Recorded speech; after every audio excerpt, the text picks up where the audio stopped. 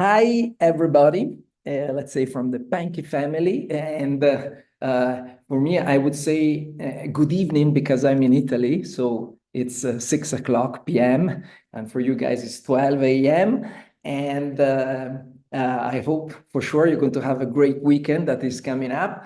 And yeah, this webinar, we're just going to have, some quick highlights of restorative, as you can see here on direct. I placed some cases, all clinical, and it's going to be direct and indirect on posterior and anterior, so some composites and ceramic, and all that kind of stuff. One, we are with Panky, we organized a course in April 26 on adhesive posterior restorations, direct and indirect.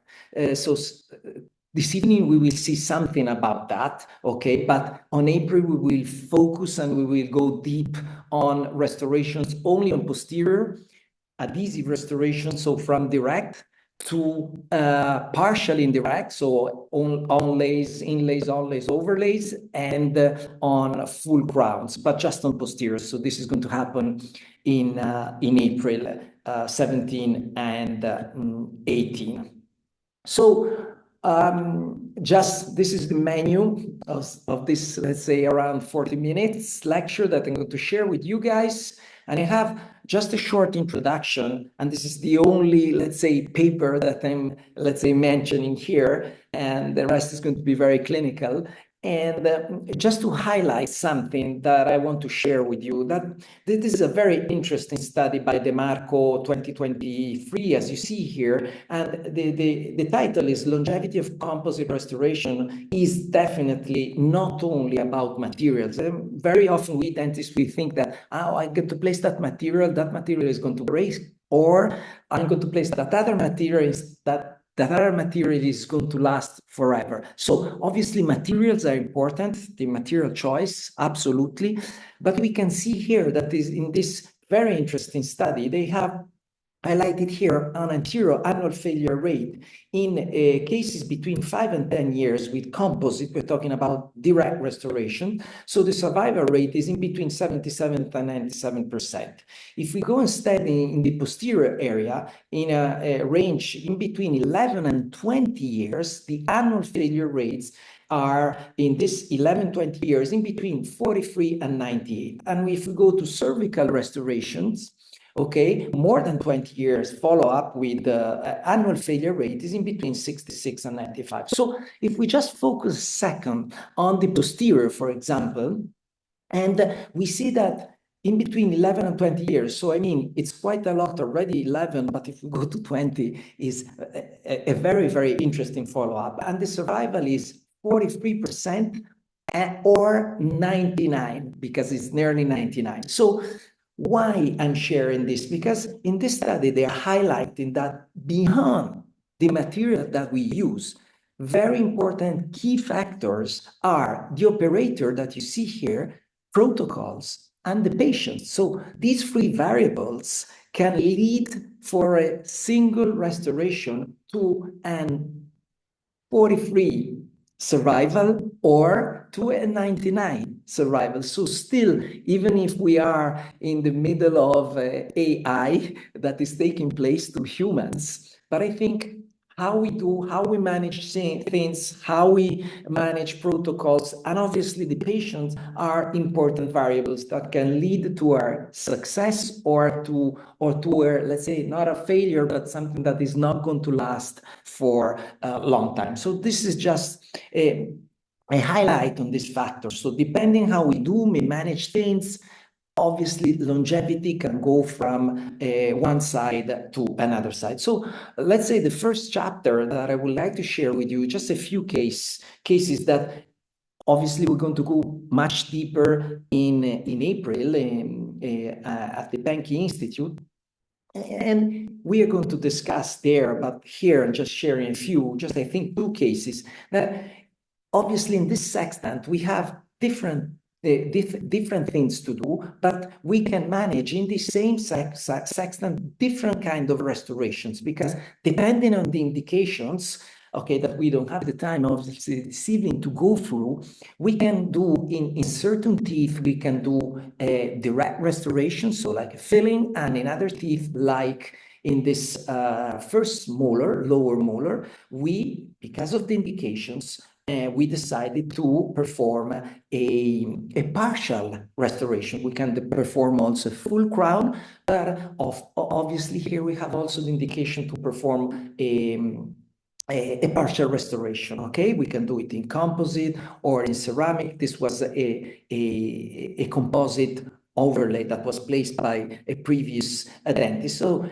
obviously we need to remove the previous failing restorations, then we will need to redo our root canal treatment, and this is what I did. I remove also the buildup that was previously there. I'm going to clean all the caries, all the margins, cleaning up of everything, and then I'm going to do a new buildup. And here instead, you see here we have different kind of restoration. So we have direct on the premolar, direct on the second molar, and here is going to be after my build-up. I'm going to scan it or whatever, an analog impression or whatever, but it's going to be an indirect because we have the indications to go for direct and partial indirect or full indirect. And this is what we will discuss in April with many cases and many videos on patients. So here I'm performing the adhesion and I'm placing my follow-up. I'm doing also the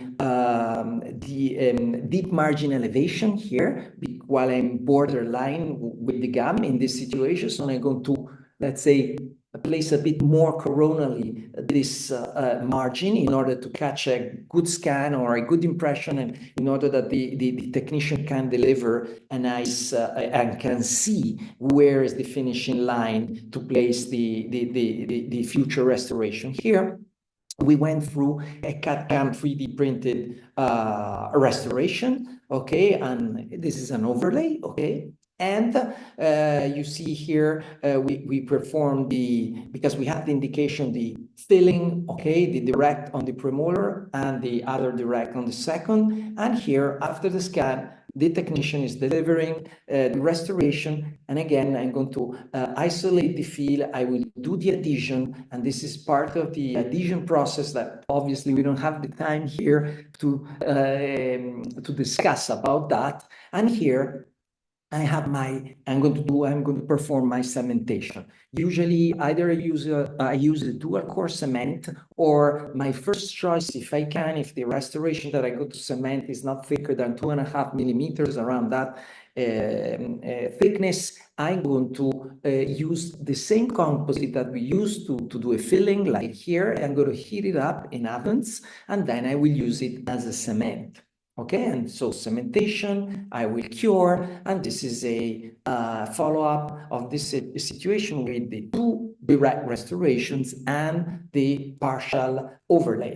An overlay at the end of the story, as you see here, is a half crown. It's not a full crown. It's a bit more conservative from a biological perspective and also from a financial perspective. And we will have time eventually one day to deliver a full crown there. Let's move to another case that I'm sharing here on posterior, and then we switch on anterior. And here we have, again, in this sextant, we can deliver different kind of restoration depending on our cavity analysis that we're going to perform. After removing the failing restoration, we do a cavity analysis of the wall, of the thicknesses on the wall, and there we decide if we're going to go for a direct or for an indirect. Okay, and you see this is the initial situation. So we had this root canal treatment, and we had a restoration here that was failing, also few amalgams on the posterior hairs and cavities below. So here, since I also from a financial perspective, the patient asked me if it was possible to do something as much conservative from a financial perspective, also not only from a biological one. And so when I removed the old restoration, I think I did here, I have it later, I redid the endo treatment, and I did, you see here, there's a composite restoration. So I removed it, then I did the new wall, the distal wall, and I measured what I had here, and I had good thicknesses. And we know from these guys that if I have a premolar that is root canal treated and I have thicknesses of the residual walls that are more than 3-4 millimeters, like in this case from here to here, then we have the indications standing to these guys to perform a direct restoration. And what I did here, what I do in this case is that there are rare cases, because usually when you have a premolar that is root canal treated and it has a big filling, usually the walls are very thin, and so I go for an indirect restoration, whether it is an overlay or a crown or whatever,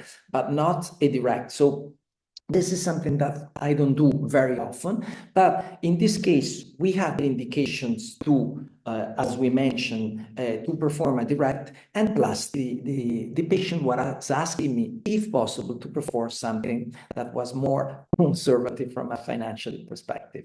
And so here, okay, so yeah, here I removed also the filling, the old filling on the distal wall. I'm doing my adhesion. I'm recreating here with my wedges, my rings and all that stuff. I did my adhesion, and I'm going and curing my adhesion, and I'm placing to reinforce the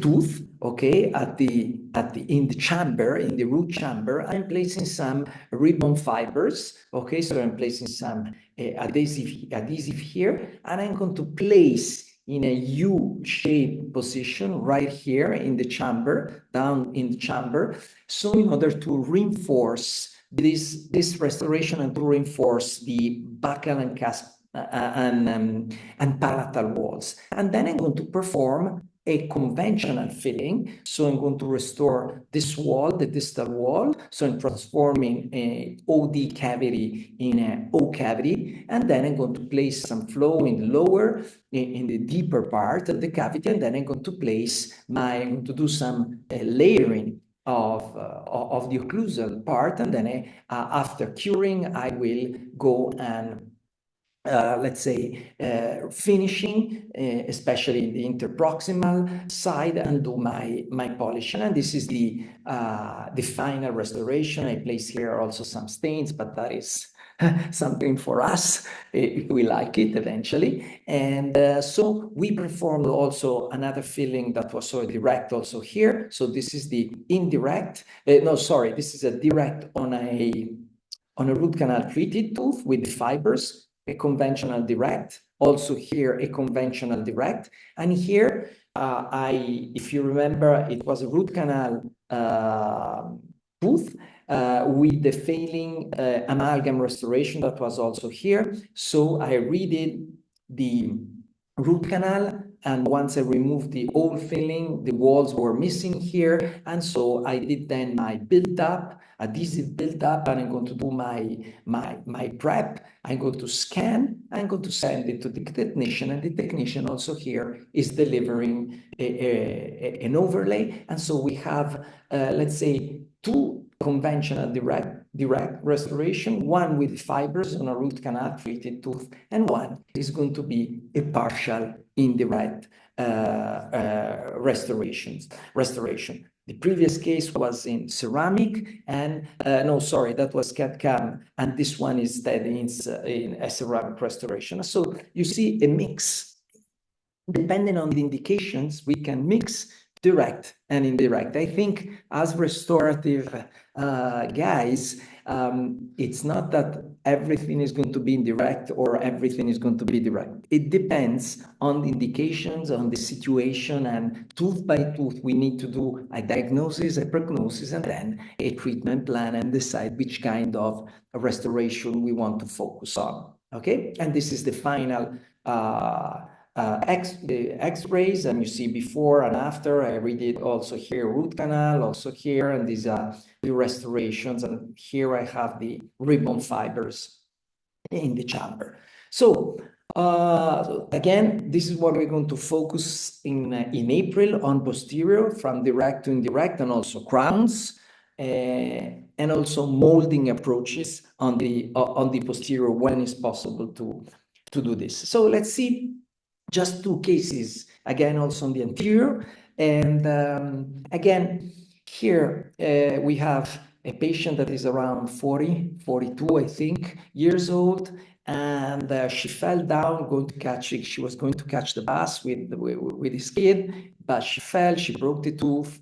She had an interview in the afternoon of that day. And so I did an emergency restoration. Also here, we could switch to a crown or a veneer, but also a direct restoration could also be performed in a situation like that, even if half of the tooth is missing. Okay, so what I did in emergency, let's say around 20, 30 minutes, in order to let her go to the interview in the afternoon, I just, with this kind of devices, I just gave a shape very, very easy with some flowable material here on the buccal, and I filled up then on the palatal side with some flowable. So I had the patient, I let her go with one monoshade.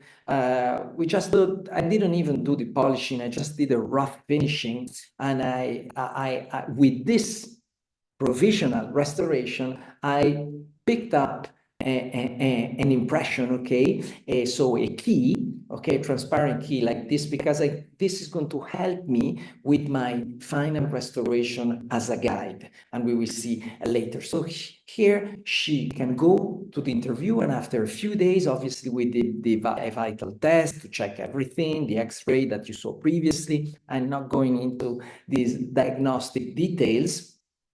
And so this is the day of delivery of the restoration, which we decided together also with the patient to deliver a direct restoration. Something borderline, we could do for sure something indirect, but from a biological perspective, from a financial perspective, for sure, this is a much better kind of restoration. So the preparation is very, very simple. Here you can see a just 45-degree bevel on the buccal side, while all here, this area is butt margin, okay? And again, my adhesion, I'm going to protect the adjacent teeth with some Teflon tape, and I'm going to cure my adhesion, and I've already placed my matrices, my system. I didn't place wedges here because I'm going to play, these are Teflon balls, and I'm going to place now, you see in the next slide, the wedging, the two wedges, mesiodistal, could interfere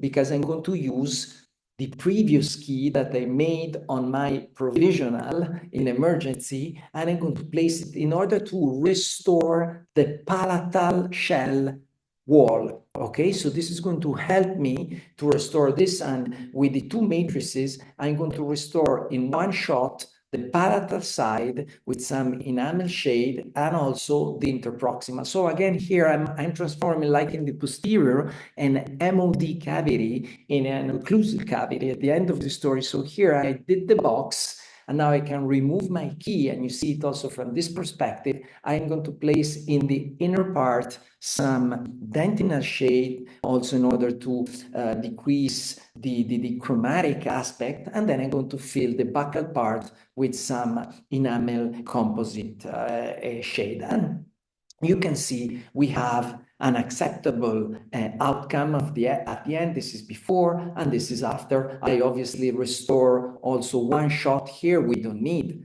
a key or whatever because just this part is missing. So I just restored really completely freehand, but it's a very, very small part. So this is a kind of restoration that I have many of these, and the longevity is very, very good. You have maybe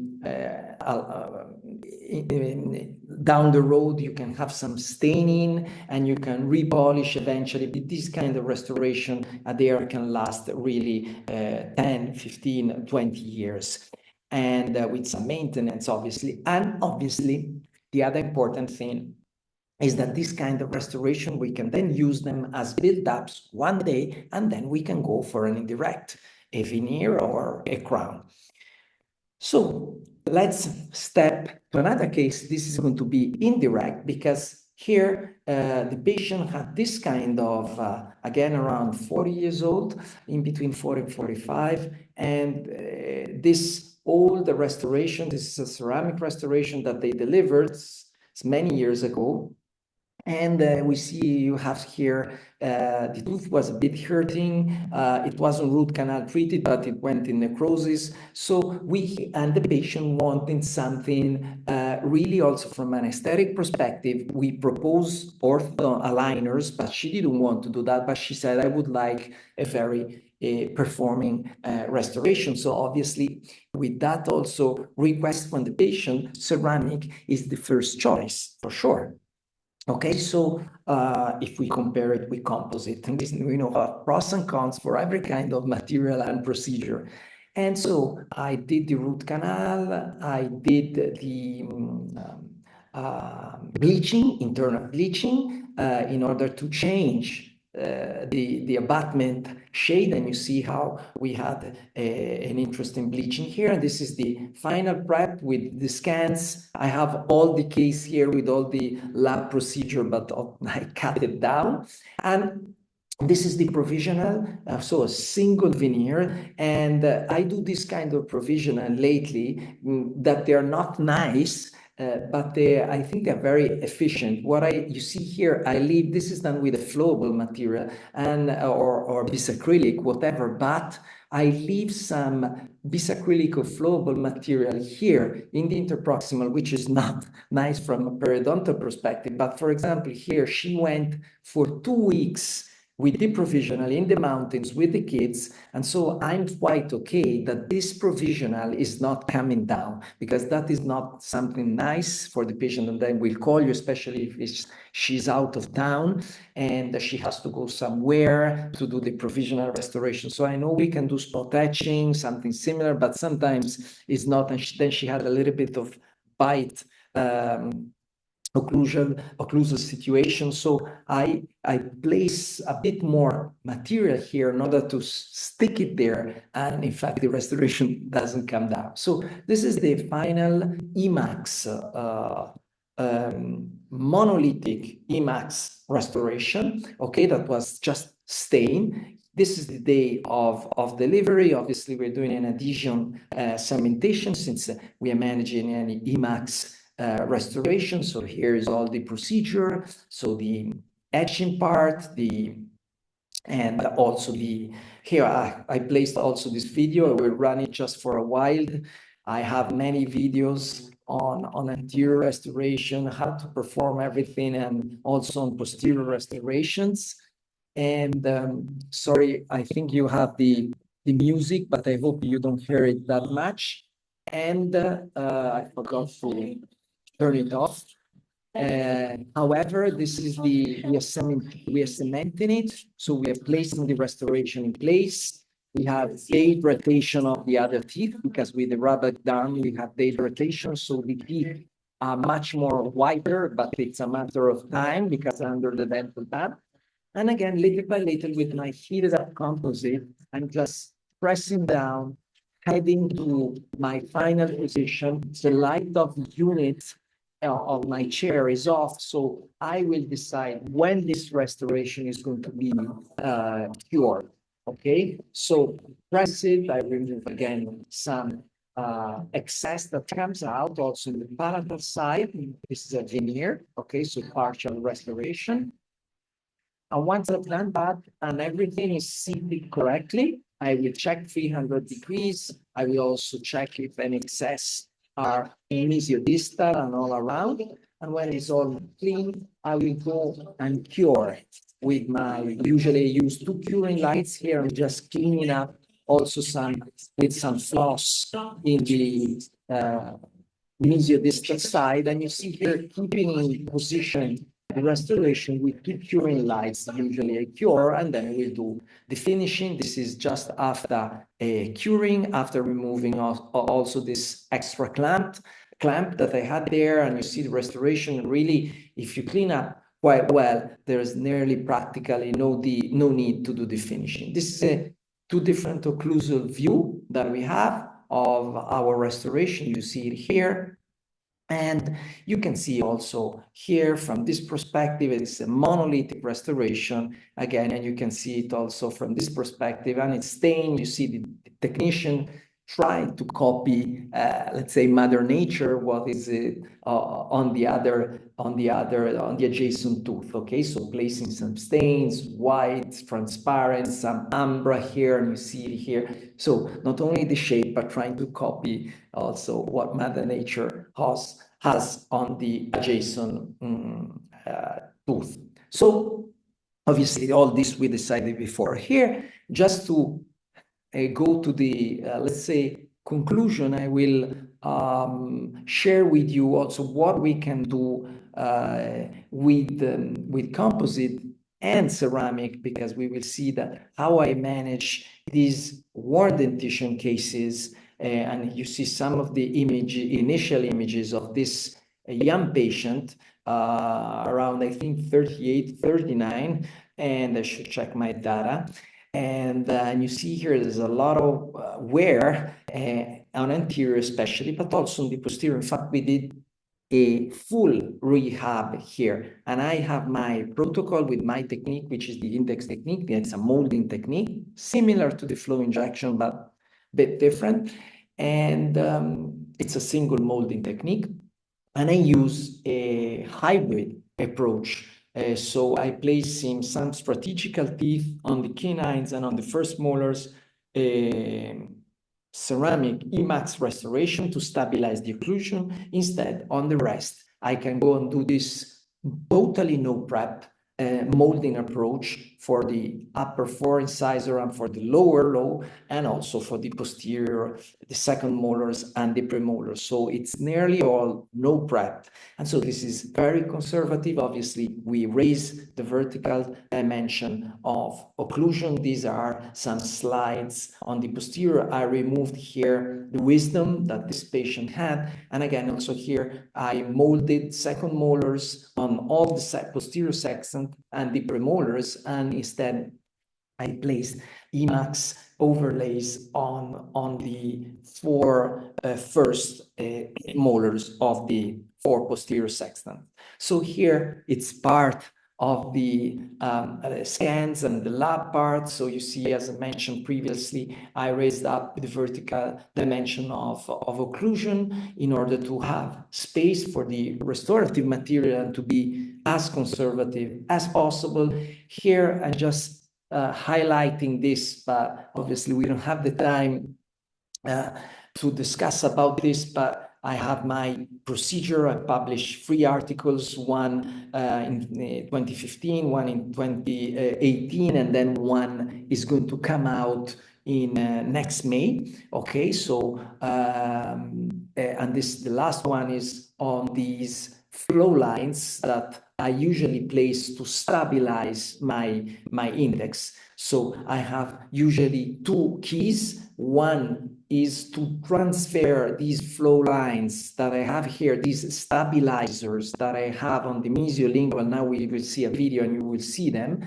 And so it's a key to copy paste on the patient mouth, in the patient mouth, these stabilizers, and you see them here with some flowable material. They are already in these boxes, and I'm transferring this flowable material. Then I will, with the keys of the wax up keys, the one of the project, of the restorative project, I'm going to cut them if I'm using the analog ones, so like here in silicone, but lately we're using a lot also the 3D printed ones. And you see here I have the single ones because I'm going to do my molding approach with a single one. Why I prefer single compared to like the flow injection, even if the flow injection it's mainly done on the anterior area, but somehow somebody does it in the posterior. But the problem is that if I have a connected index, I cannot manage to remove before curing, after molding, before curing, to remove the excess composite that I have in the interproximal. So that's why I do it in a single way, because it's much easier, faster, and predictable than the cleaning up on the interproximal area, especially in the posterior teeth. Okay, otherwise it's a nightmare to go and clean up all if you do use a connector one. So here I'm just going to go through this video, at least part of it, where on the second premolar I'm just trying in the WhatsApp single index, checking the stability on the stabilizers, on the wings, on the flow lines, okay, that I placed previously with another index that is the worn index, okay? And so here now I'm doing my adhesion, okay, sorry, I'm doing my adhesion, and this is the 15-30 seconds etching. It's a three-step etch and rinse here on enamel, 15-30 seconds, 10-15 seconds on the dentin, then you rinse very well. I'm applying then my primer, my bonding, and you see this is the bonding agent that I'm applying here, and just thinning the bonding, just going with the floss to remove eventually some bonding that is in the interproximal area, and then I usually cure with two curing lights, okay, for 40 seconds with two curing lights on all the occlusal surface, a little bit palatal and lingual and buccal. Here I'm placing some Teflon. You can place also matrices. It's one of the options. We don't have the time to go into these details. Here I'm placing some Teflon on the occlusal side and a little bit in the interproximal, and then I'm packing the Teflon in the interproximal in order to avoid, while I'm going to mold, to avoid the composite to go in the interproximal area, because I don't want that the composite goes in the interproximal area, okay? And then also I'm doing this in the mesial adjacent tooth. I'm placing some flow on the eroded parts that I have there in order to decrease the C factor and potential bubbles, and I'm curing. And then I'm loading my heated up packable composite on the tooth. And then now I'm going to land with my index that I tried previously. So I'm going to hit and kiss, and let's go and park my key on my flow lines, so my wings. So that is the finishing seating position. So I'm quite sure that it's correctly positioned, it's stable. I remove, as you see, so before curing the excess, and then I cure through the key, and then I will have some excess, but not a lot.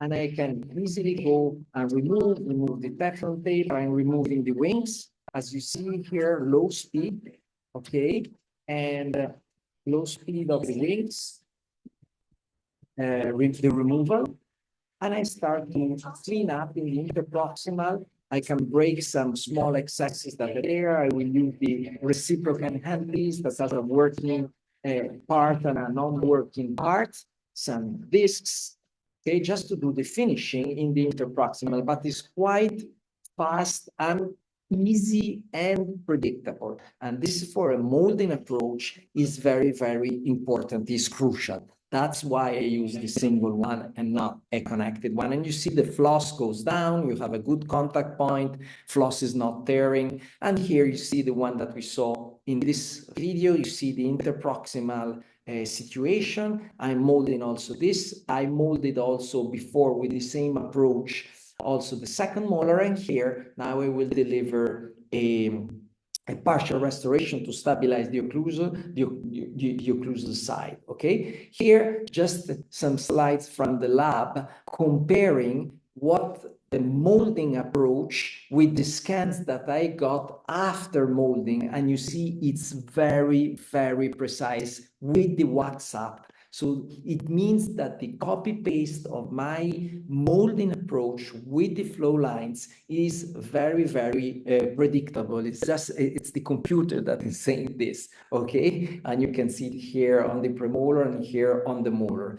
And we measured all the teeth that we molded. You can see also here in the anterior, because I'm molding the four upper incisor and the four lower. And you see also here, it's the measurement is really very, very precise. It's not identical, but really very, very precise to what was the WhatsApp. So once I molded the 20 teeth that I had to mold and stabilize the occlusion, then I'm going to do very minimal preps on the canines, the lower and the upper, let's say 45-degree bevel, and that's it on the surface, on the incisal edge of the canines. And that is the only prep. And also here, very minimal prep on the molars, on the margins, 360 degrees. And then, so the technician is going to deliver the 4 posterior onlays.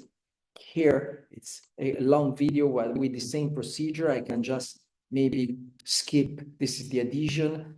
This is the adhesion. I can just go and see, let's say, part of the cementation here. Again, if I can, my first choice is the packable composite, because it's a material that it's the best material that we have from a physical and mechanical and chemical perspective, and it's not going to cure until I decide.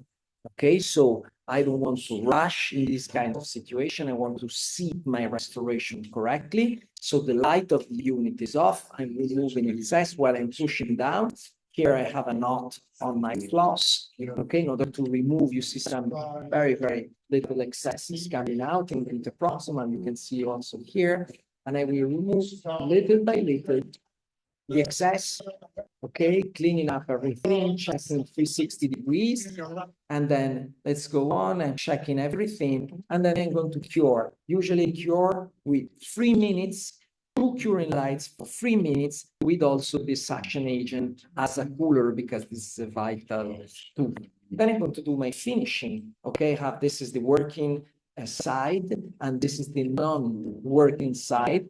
Okay, and I'm going to do finishing, and that's it. This is the same approach on the canines, but just to share a few seconds with you. So on the 4 canines, these veneers, lingual incisal veneers, and I'm doing the same procedure with Emax monolithic veneers. Okay, so sorry, just step back because this side. And so this is before, and this is after with this hybrid approach. So molding also here, and this is a monolithic Emax restoration from a different perspective, before and after. You can see also the canine here. And you see here a detail of the situation of this section. This was the one that we saw in the video. And so the 2 premolars are molded, also this molar is molded, and this is the overlay in Emax monolithic. The anterior, so the 4 incisor, as mentioned previously, are molded, almost prepped the moldings, and these are the 2 canines. Okay, that with a very minimal prep that were cemented on the upper and on the lower. So we have also on the antagonist the same situation. And you can see here the lower with the 4 incisor molded, the canines here, also here the upper, the canine on the worn tip, and all this is molding from lateral to lateral. Here in Europe, as you probably know, we like polychromatic teeth. I know you guys in the US prefer more whiter shades, but here we as dentists, but also many patients prefer polychromatic. In fact, we have here a more chromatic shade, composite shade, and here more an enamel shade. That is done purposely. This is what I just wanted to mention with you. This is a different kind of image, and that's it. So heading to conclusion again, I just would like to highlight the fact that in April 17 and 18, if you want to scan, we're going to just discuss only on posterior, but direct, partially indirect, and full indirect, also with the dental dam position, how we place the matrices, all that kind of systems, for the onlays, the kind of preparation, the cementation, and we're going to do a lot of hands-on regarding all that kind of stuff.